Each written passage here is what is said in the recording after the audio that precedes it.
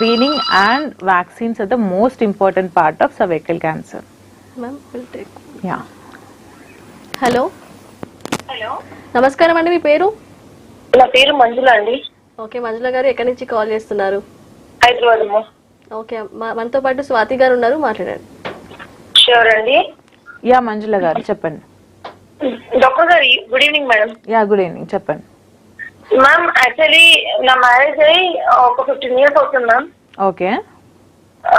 First ఒక పాప, అంటే పాప కూడా నాకు 2-3 years గ్యాప్ తర్వాత ట్రీట్మెంట్ తర్వాత నేను ప్రెగ్నెన్సీ రిసీవ్ చేసుకున్నాను. ఓకే.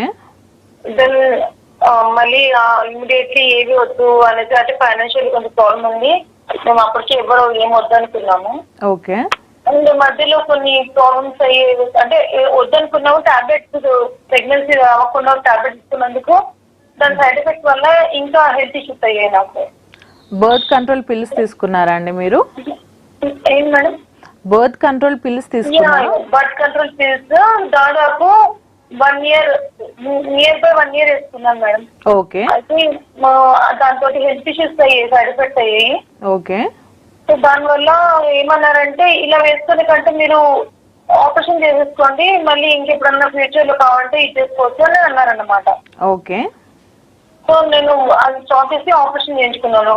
మా పాప 5 years 6 years ఉన్నప్పుడు నేను ఆపరేషన్ చేయించుకున్నాను. ఓకే అండి. సో ఇప్పుడు ప్రెసెంట్ మా పాప వచ్చేసి 16 years మేడం. ఓకే. మళ్ళీ ఇప్పుడు నేను ఒకవేళ ప్రెగ్నెన్సీ రిసీవ్ చేసుకోవాలి అనుకుంటే, అంటే ఎట్లా, ఎవరికి అప్రోచ్ అవ్వాలి, మీకు అప్రోచ్ అవ్వాలి, ప్రొసీజర్ ఏ విధంగా ఉంటుంది చెప్తారు? యా ఓకే మంజుల గారు, so you can definitely come to me. So the procedure మనం ఒక్కసారి ఫ్యామిలీ ప్లానింగ్ చేయించుకున్న తర్వాత, అంటే ట్యూబెక్టమీ చేయించుకున్న తర్వాత, depending on the surgery site అనేది రీకానలైజేషన్ అంటాం. సో రీకానలైజేషన్ అనేది చేసుకోవచ్చమ్మా. కాకపోతే మనం ఏ ట్యూబ్ని అయితే కట్ చేసామో దాని లెంత్ ఎంత ఉంది అండ్ వేరే అదర్ ఫ్యాక్టర్స్ని బట్టి మనం ఆ సర్జరీ చేసుకోవచ్చు. So but the success rate అనేది depends from patient to patient. Okay. అంటే మళ్ళీ అంటే ప్రెగ్నెన్సీ రిసీవ్ అయ్యే ఛాన్స్ ఉండవు మేడం? ఎస్ రీకానలైజేషన్ ప్రొసీజర్ చేసుకుంటే you can get pregnant, but దానికి కూడా కొన్ని రిస్క్స్ ఉంటాయి. You can come to us so that we can explain you regarding that. Okay. Yeah. అంటే ఇప్పుడు నాకు ఏజ్ వచ్చేసి 40+ మ్యామ్. మరి ఒకవేళ ఇప్పుడు అంటే ఏజ్ దాన్ని బట్టి ఏమైనా ఉంటుందా?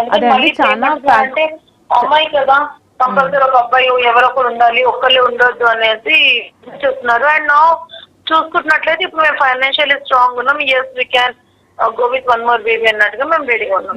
సో రీకానలైజేషన్ సర్జరీ చేయించుకోవచ్చు అండి. దానికి కూడా వేరియస్ ఫ్యాక్టర్స్ ఉంటాయి.